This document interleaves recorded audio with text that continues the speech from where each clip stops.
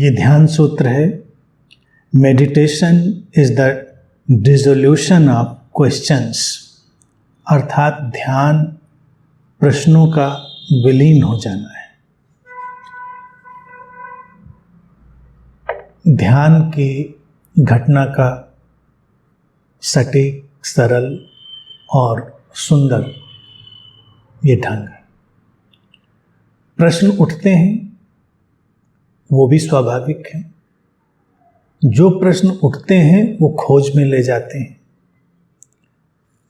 प्रश्न जब उठते हैं, प्रश्नों की अकुलाहट, बेचैनी जब पकड़ती है व्यक्ति को, तो वो ध्यान की तरफ यात्रा प्रारंभ करता है।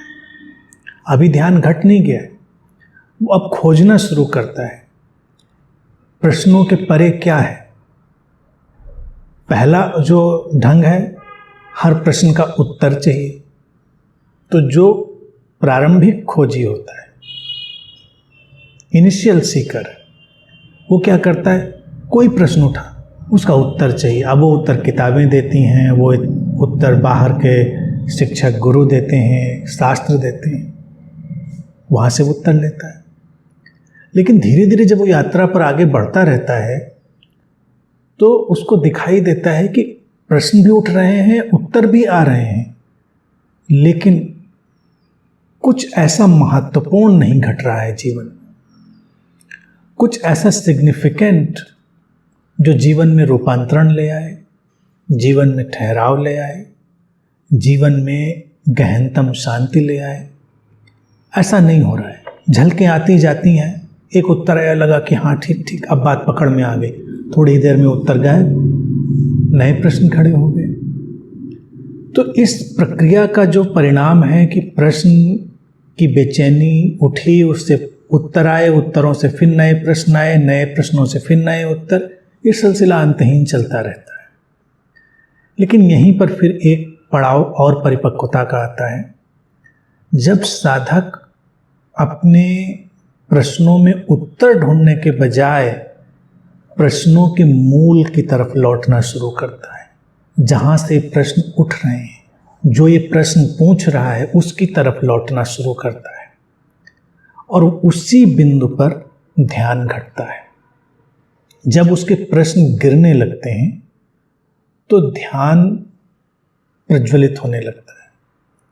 जैसे एक छोटी सी चिंगारी ध्यान की हो और फिर धीरे धीरे उस बढ़ती जाए, लपट में बदलती जाए, फिर वो प्रज्वलित हो उठे।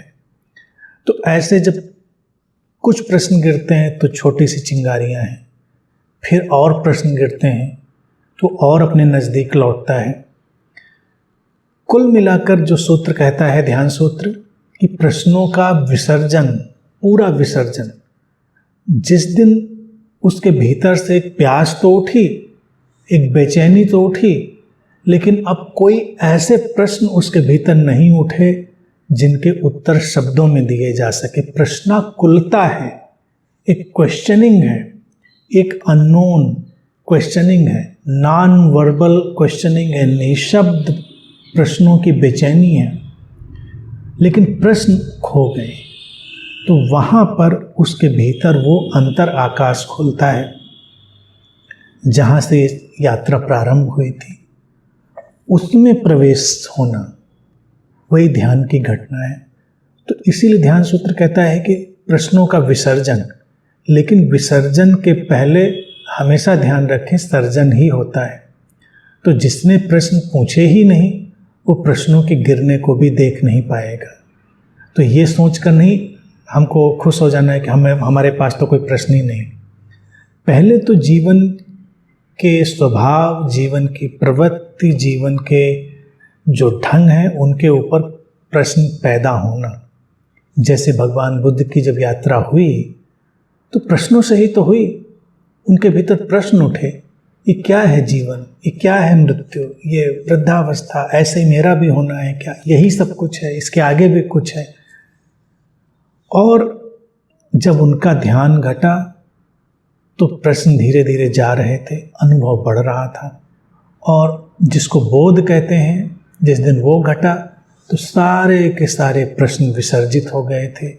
बेचैनी भी विसर्जित हो गई थी और वो अपने मूल स्रोत में वापस लौट गए। वही पूरा समाधान था।